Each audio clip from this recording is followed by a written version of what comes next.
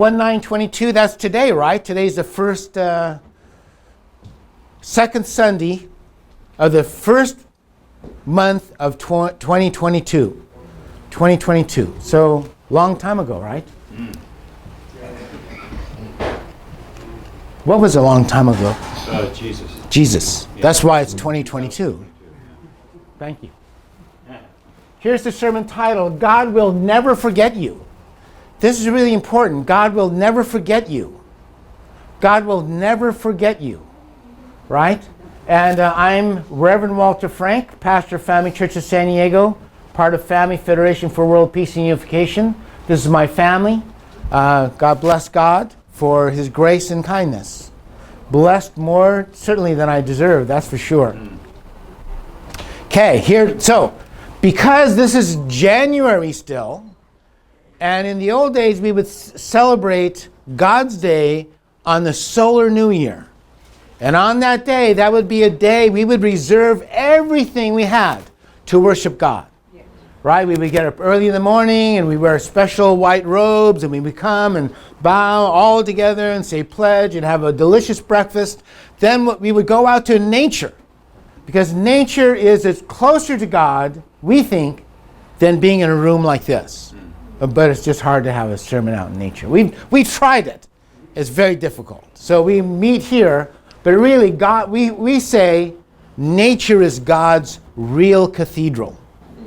And if you want to know God, and this is really important, if you want to know God, you must know nature. By the way, all atheists you know grew up in cities. They grew up in cities like German cities, French cities, American cities. They never grew up in the country. Everybody you know who grew up in the country, Indians, Hindus, Japanese, Shintoists, Zen Buddhists, everybody who lived in nature automatically believes in God. Automatically. If you're from Mexico and you have your old ancestors, they all believe in God. All your grandparents believe in God. They believe their ancestors are still alive. That's what Day of the Dead is about. And everybody does. All Indians, all Native Americans believe their ancestors are still alive. There's still a creator. There's still a God. Only people who live in cities don't believe in God. So if you can live in a city and still believe in God, you're doing well. So we're going to talk about nature today, God's nature, and God's love through nature. That's why I'm giving this sermon. So this is Matthew 22:37. Jesus said to him, "You shall love the Lord your God with all your heart, and with all your soul, and with all your mind. And if you do that, you will be blessed." I believe that 100%. Now this is Matthew, this is Mark. So Matthew was an eyewitness of Jesus. Mark is considered John Mark, and he wrote Peter's testimony. Because Peter, we think, did not know how to write. So John Mark was literate and knew how to write. So he wrote this, Mark, the same story, "And you shall love the Lord your God with all your heart, with all your soul, and with all your mind, and with all your strength." Right? Peter says strength. He adds strength, right? But again, the main point I want to make is all your heart, all your soul, and this is really significant to us who teach the divine principle, all your mind. Many people, atheists always say, oh, Christians are mindless. They just have blind faith and they're stupid people who think somehow God made the world or something like that. Or we believe in angels, we believe in demons. Believe me, if you do not believe in demons, you're probably going to be in big trouble someday because they're going to get you. Just because you don't believe in them doesn't mean they hate your guts, right? So anyhow. Okay, question is why? Why should we follow this saying, and why should we use our mind to know God as well as our heart and soul? Okay, are lost at the fall of man. So we say God created the whole world, had this great dream in the kingdom of heaven on earth, but human beings refused to follow that path, just like us, right? I mean, we could build the kingdom of heaven on earth, but we're busy working or doing whatever we're doing.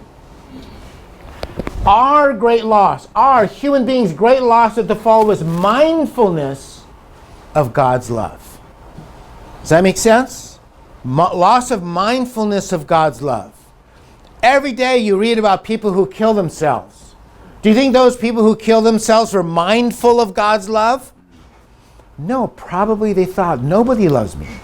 There's no love on this earth. I just as soon die as be alive.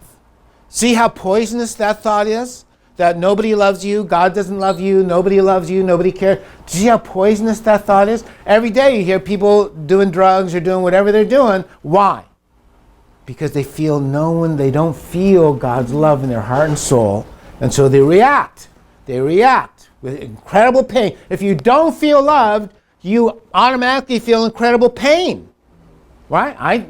Any of us know that feeling from whenever. If you don't feel love, you feel pain, therefore you medicate the pain with whatever it is.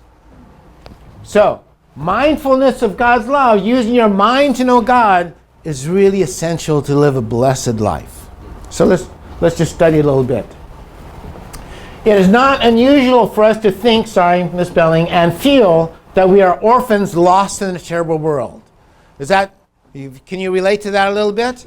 At least sometime in your life, maybe not anymore, but at least sometime in your life you felt orphaned, you felt alone, you felt, where's God? Who is God? What is God? What am I doing here? Why doesn't somebody care about me? Right? Atheists want to be orphans or hate to be orphans but cannot see God, right? Anybody know Albert Camus? He wrote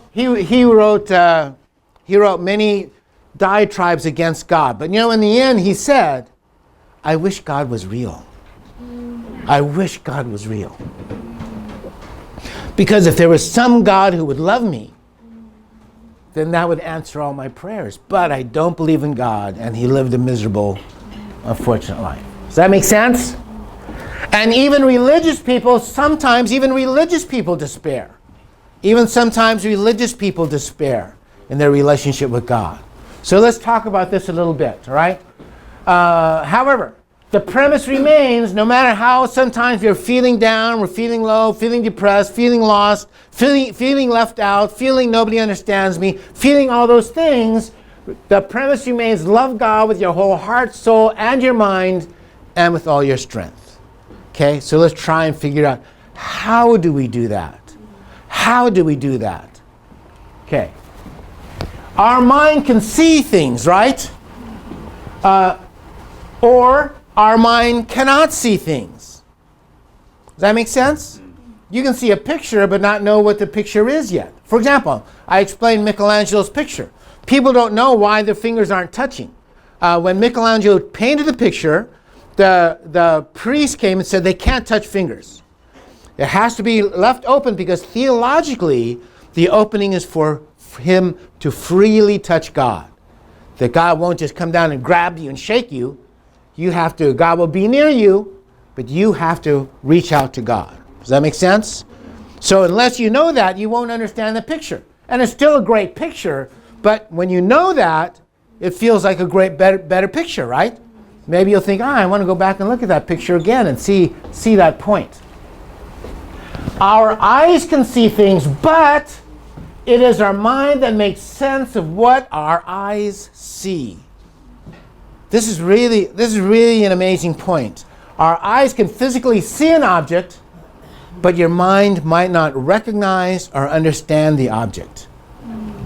Make sense? Okay. Actually, they do this with people who have lost their vision, or people who are returning their vision. Many times they can't understand what they're looking at. And then they have to learn, that's a tree. Now I understand, that's a tree. Or I've never seen my mother's face. Now, first time in my life I saw my mother's face. I had no idea what she looked like, right? Mine was blind. Eyes physically could see, but still didn't recognize that was his mother, or this is a tree, or that's a car, or all those things. We have to learn, our mind has to learn that what our eyes see, we have to interpret as to what they mean in life. Everything in life is symbolic.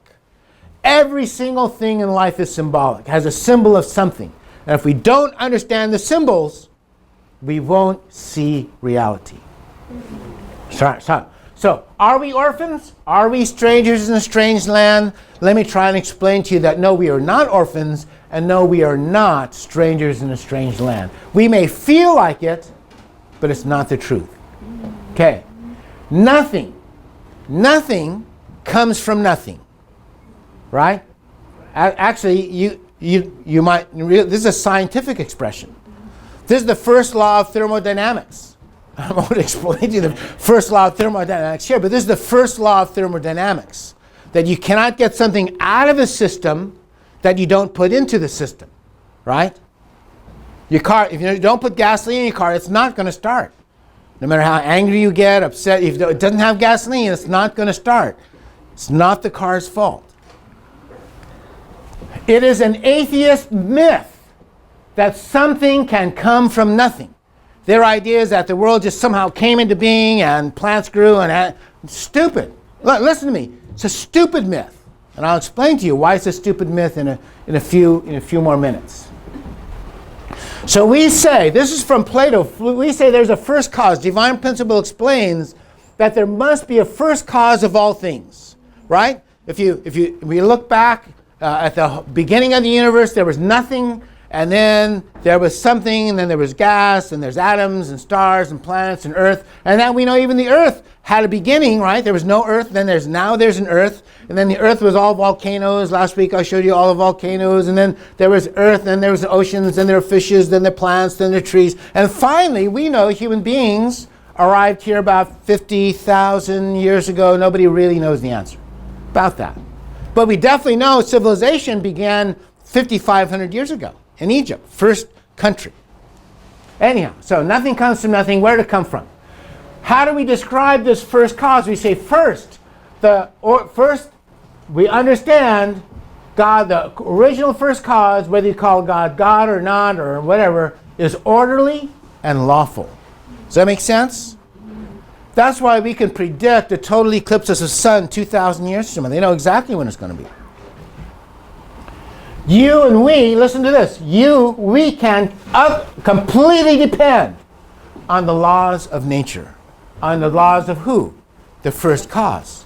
You can absolutely depend that the laws God put in place are there for you to absolutely depend on. Okay? So we say the first cause, or God, is dependable. It's the first thing we can learn from just looking at the rules, all the laws, mathematics, physics, say exactly this. God is dependable. You can depend on the sun rising. You can depend on the moon spinning around. You can depend on air. You can depend on all these things. God is dependable. He has not left you in a strange world with no rules. It is not chaos. Perfectly orderly. What else? So this is directly from the Divine Principle book, and I encourage you to read the book. God is the original subject of heart and love and energy, and is the harmonized subject of the dual characteristics of mind or spirit and body. And God is also the harmonized subject of the dual characteristics of masculinity and femininity. So we say the original creator has a mind and spirit and body. Body is the physical energy we look at every day. And mind is the mind of God. And what kind of mind does God have? We say, number one, a lawful mind. That's why atheists don't understand. God is lawful. Why doesn't God just make you be perfect? Why doesn't God just come down and grab you by the neck and shake you until you're perfect? Because God is a lawful and orderly God. You must grow through 3 orderly stages of growth by your own efforts. God helps you, but by your own efforts, you have to overcome hatred, ignorance. You have to overcome those things. Resentment, selfishness, right? Don't we all teach our kids, don't be selfish, share with your brothers and sisters? So we say, thus, God is more than just spirit and body, positivity and negativity. We say that the deepest aspect of God's nature is a parental heart, and love for their children is unchanged by time and place, regardless of race, nation, and culture. So this is what Divine Principle says about the Creator, original being. That God's parental heart never changes. God will never forget you're His children. He will never forget you're His children. Doesn't matter where you're from. It doesn't even really matter what you do, right? Because if you're a parent, I'm a parent, my kids might be naughty, I still love them anyhow, right? So, where does this heart and love of parents come from? Again, I'm just reading from the book. It comes from God. So God is a God of heart and love. So from this we can understand that God is a God of beauty, truth, and goodness. Anyway, this is just, do you like that? Yes. I'm just reading this straight from the book. I didn't make any of this stuff up. Isn't it beautiful? Shouldn't you read this book? Yes. Shouldn't you read this book every morning yourself? Yes. Okay. So, okay, now this is me. We describe the first cause as beautiful. The first cause is loving, the source of all life on earth. Right? Last week I showed 250 pictures of nature. We couldn't find an ugly picture. Right? We have beautiful. How many people go to the beach because they're beautiful? Everyone goes to the beach because it's beautiful. Did you make the beach? Did somebody make it more beautiful, paint it up? No, we love the beach because it's beautiful. Go to the mountains. Why? Because they're beautiful. Go to skiing. Why? Because snow is beautiful. Go see forests and trees. Why? Because it's beautiful. Go to the desert. Why? Because everything's beautiful. So therefore, God must be beautiful. Right? Nothing comes from nothing. On the other hand, this is the problem for human beings. We see trees and we think they're just trees. Right? We think they're just trees. Where'd they come from? Yeah. Okay. However, we say, but trees exist in a continual state of love for human beings and all animals. We say trees are living in a continual state of love and give and take action for all humans and all animals. True statement? Do you see that love? I'll show you a picture in a minute. Quietly, without telling you how good a job they're doing, trees stand purifying the air that we breathe. They don't complain to you, you're not breathing enough. Come on. Yeah. So, we say God's creation is designed so that we never, ever run out of oxygen, never. It's always repurified, always giving back to us. So in all creation, so this is the Divine Principle book. In all creation we see order, law, and principle. There is order in all the movements from the heavenly bodies down to the cells of our bodies, down to the atoms and particles. Where do these principles and laws come from? God created them. So God is a God of order, law, and principle. Again, this is straight from the book. I just copied this out of the book. Doesn't that sound beautiful? Read the book. You'll be inspired every morning. Man seeks, again, this is directly out of the book, man seeks eternal, unchanging, and absolute value. Don't you? Yes. Don't you wish you could just quit paying taxes?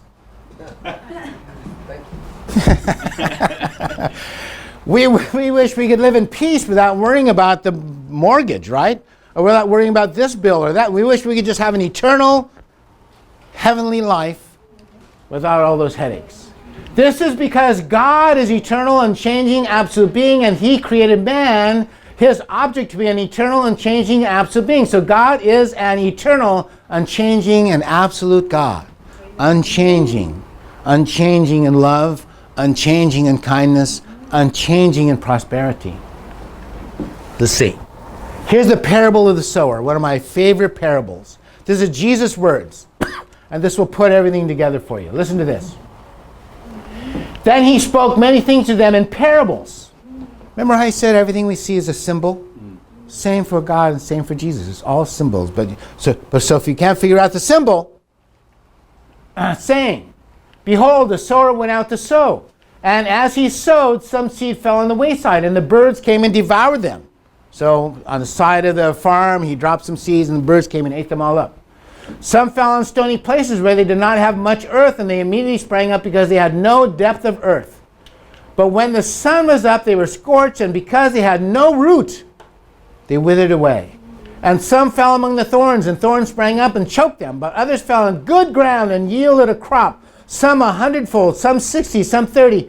He who has ears to hear, let them hear. Do you know what that means?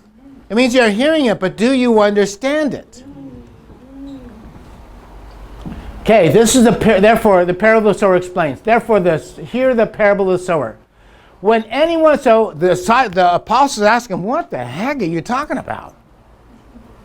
I don't know if they said a bad word or not, but they said, Jesus, what does this mean? A sower, seeds, bugs, ants, what? Therefore, so Jesus explains to them, therefore, hear the parable of the sower. When anyone hears the word of the kingdom and it does not, what? Understand it. Remember mind, without understanding with your mind. If you don't understand the word of God, then the wicked one comes and snatches away what was sown in his heart. If you don't understand intellectually what's going on. So it's great to have blind faith. God bless you. But Jesus says if you have blind faith, sooner or later you may lose it. Some challenge may come to you. Something bad might happen to you. Whatever. So this is he who has received the seed by the wayside, and then birds came and ate him up. Right? But he who received the seed on stony places, this is he who hears the word and immediately receives it with joy. Yay! Divine principle. Yet he has no root himself, but endures only for a while. For when tribulation or persecution arises because of the word, immediately he stumbles. Doggone it. It's hard. Anyhow. Now, again, this is Jesus' words. Now he who receives seed among the thorns is he who hears the word, and the cares of this world and the deceitfulness of the riches choke the word, and he becomes unfruitful, right? I'm sure there's nobody in here with that problem. We're all broke, right? Which could be a good thing. Anyhow, so look. But he who receives seed on the good ground is he who hears the word and understands it. Understanding. Your understanding of the word is absolutely vital and important. Your understanding of the word is absolutely vital and important. Who indeed bears fruit and produces some 100-fold, some 60, some 30. Okay? So that's what divine principle does. It helps us understand. You can hear the word, but if you don't understand the word, you may still be lost. Okay, so what's this? What's this? You know what this is? Carbon cycle.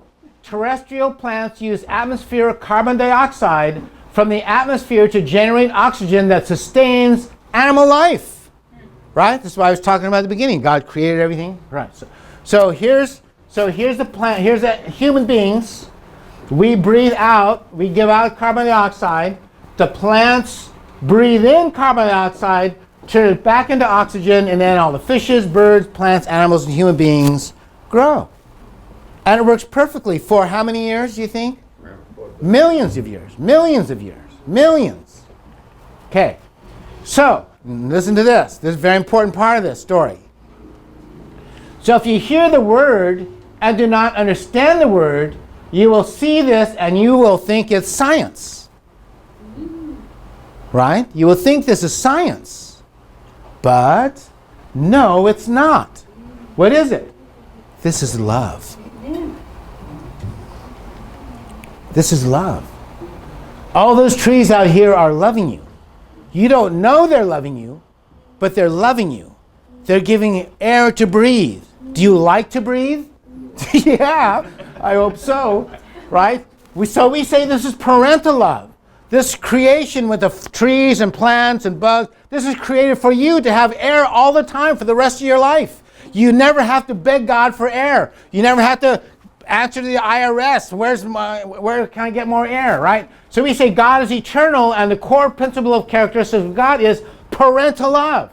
Then when we see this, we see this is God's creation and plan for his children on earth to have an eternal supply of fresh, pure air. So when you look at the trees, don't think they're made of wood. They're made of love. Same thing like this.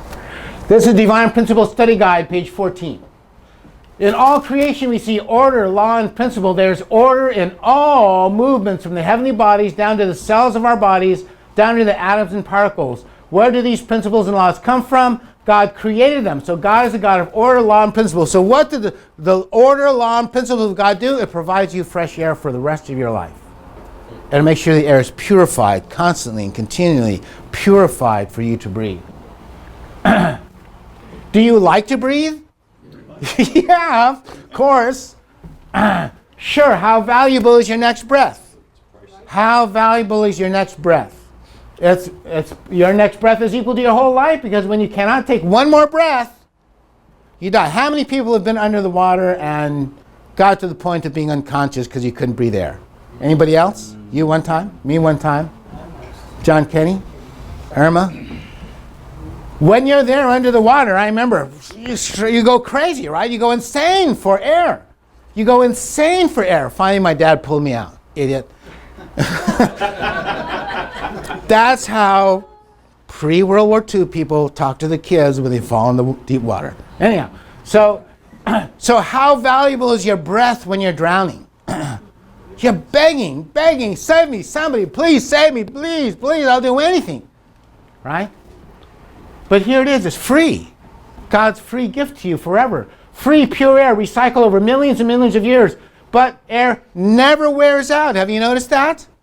Everything else wears out. Your dryer wears out, your car wears out, your clothes wear out. Everything wears out, right? But air never wears out. Who thought of that? We say a loving parent thinks that. Just like when you guys are going to have babies or children, why don't you prepare the house? You prepare a bedroom, and maybe you prepare diapers, maybe you prepare a warm blanket, maybe you prepare some toys. God prepared everything for you to live on this earth. The most important thing is air, right? You can live without water for 3 days, without food for 60 days, etc., but you can only live without air for like 3 minutes. So we say God, the parental God, is preparing for millions of years, creating the earth, the oceans, the water, the plants, birds, all those things, so that you would be, when you're born, finally, at the end of the cycle, you're finally born, then you're going to have all the air you need forever. So when we see trees and things, trees, don't think they're made out of wood. Think they're made out of love.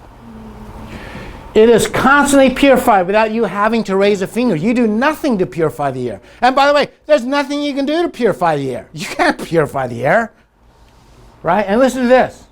Okay, here's probably a rhetorical question in case anybody studied biology. What do the plants do with the carbon dioxide? Anybody know? What? They don't make oxygen. They only purify it from the carbon dioxide. What do they do with the carbon? I'll just give you the answer. Okay, here it is. It's turned into food for you to eat. See this? See this, what this is? Photosynthesis, see carbon dioxide, air, water, and then this, if you can read that chemistry, that's sugar. So when plants get the carbon dioxide from you, they purify the oxygen out and give it back, but then with the carbon, they turn it into food that you eat. So when you eat vegetables or fruits or any of those things, you know what you're eating? You're breathing your exhaled breath. And God turns it into food for you so you would enjoy oranges, watermelons. That's your breath. And the breath of all the animals around you. Who could think that? What kind of genius could think, oh, when they're done breathing, I'll turn into food for them?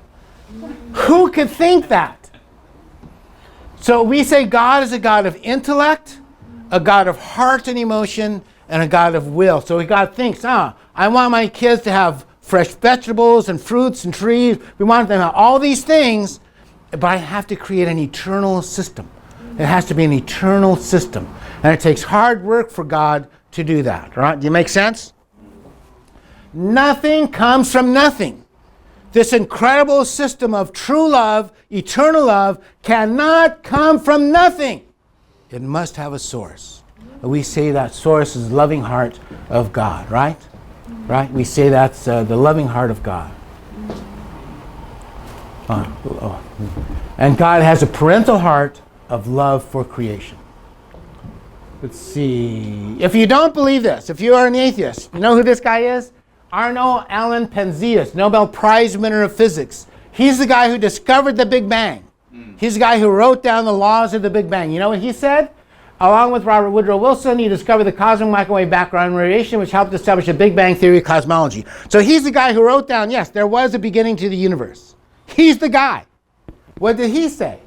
He said, astronomy leads us to a unique event, a universe which was created out of nothing one with a very delicate balance needed to provide exactly the conditions required to permit life, and one which has an underlying, one might say, supernatural plan.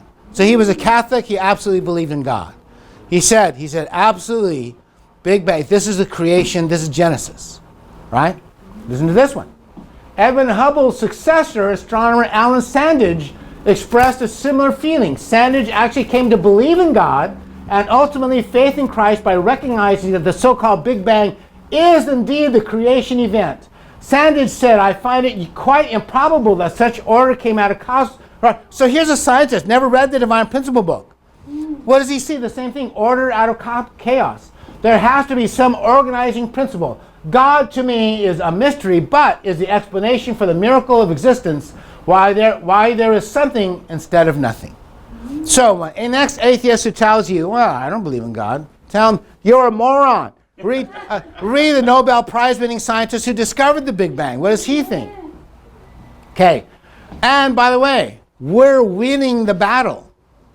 Okay, this is a recent Pew survey of scientists who are members of the American Association for the Advancement of Science, conducted by the Pew Research Center for the People in the Press on May and June 2009. They wanted to discover, are scientists more atheist or more religious? So here's the numbers, just to let you know. According to the poll, just over half of scientists, 51%, believe in some form of deity or higher power. Specifically, 33% of scientists say they believe in God, while 18% believe in a universal spirit or higher power. So for example, Einstein didn't believe God was an old man on a cloud, but he did believe there must be a mind that created the universe. It gets better, by the way. Listen to this. For instance, chemists are more likely to believe in God, 41%, than those who work in the other major scientific fields. Why chemistry? I have no clue. Nevertheless, they believe in God more than all the other scientists. But listen to this. Meanwhile, this was done in 2009. Meanwhile, younger scientists aged 18 to 34 are more likely to believe in God or a higher power than those who are older. We're winning the battle, right? God's side is winning the battle. And you can look it up. You can Google it. Pew Research Center, research on scientists. Anyhow. By the way, so here's what we think. We think the world of essence, or the world of spirit world, is a world of mind, and a world of cause, and a world of God. And, I sort of messed this up. Okay, anyway, this is 50 Nobel Prize winners who believed in God, and founders. So Isaac Newton, Galileo Galilei, Nicholas Copernicus, Johannes Kepler, Francis Bacon, René Descartes. And, come on. Nah, I just messed it up a little bit. I mean, I'm not perfect.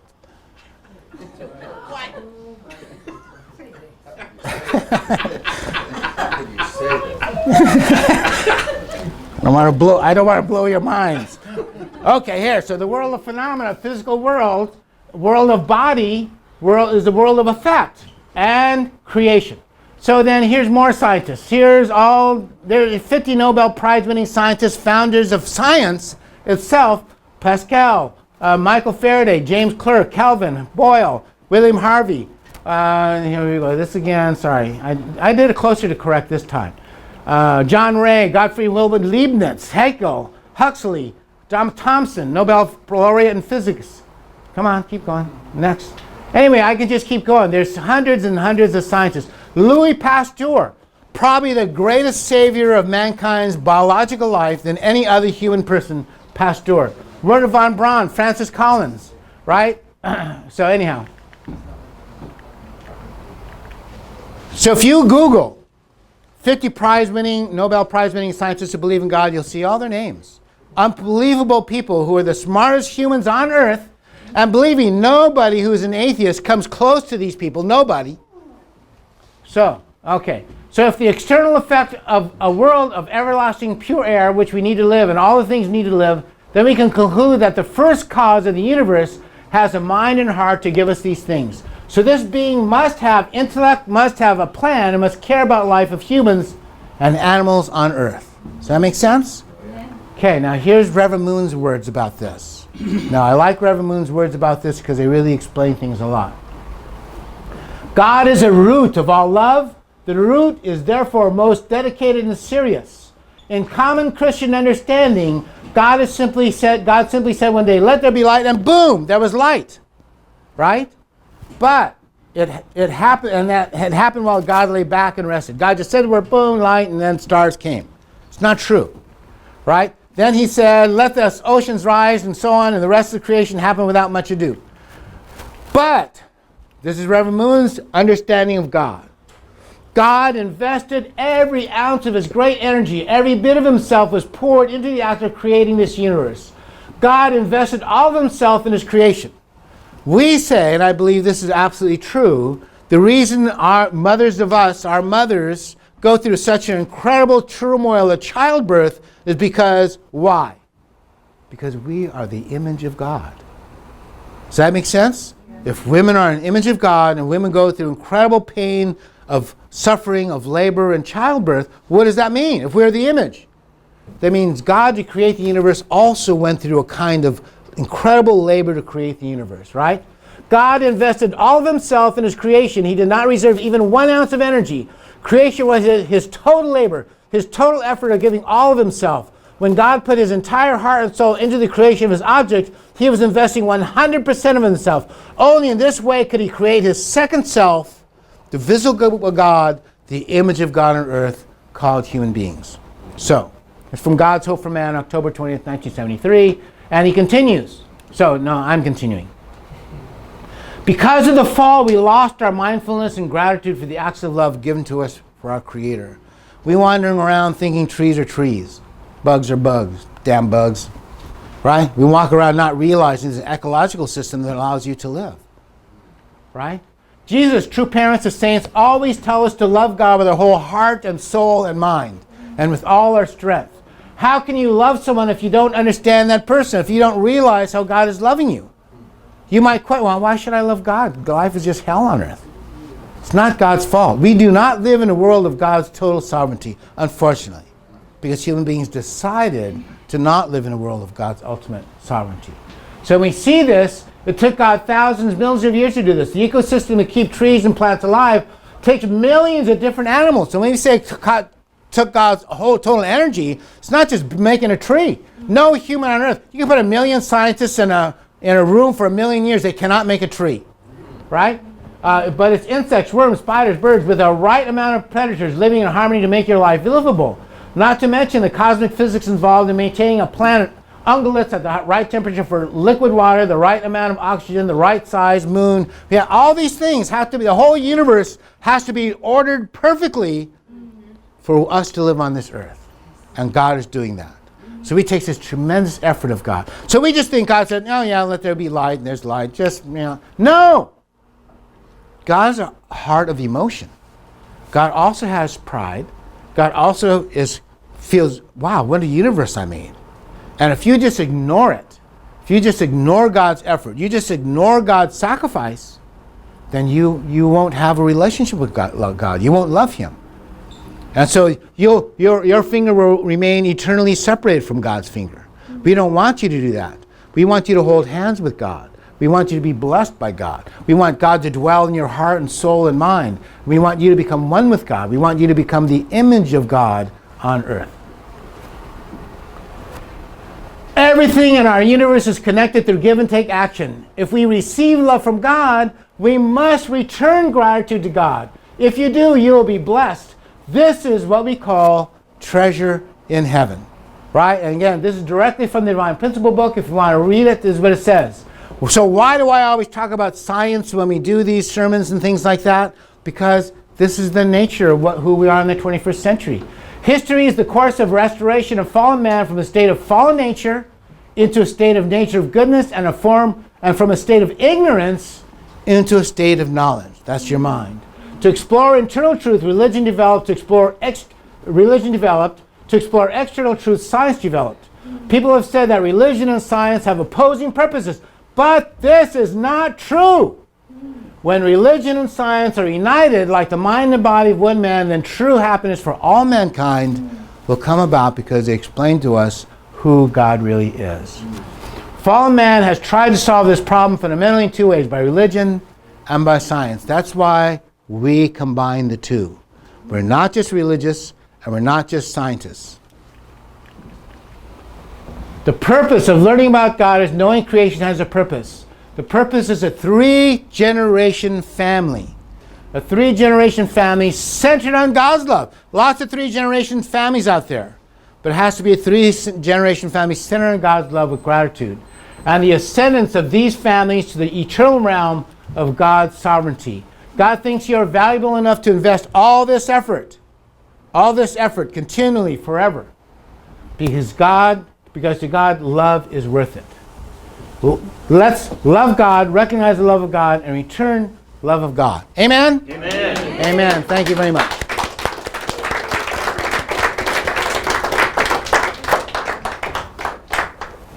I appreciate your patience.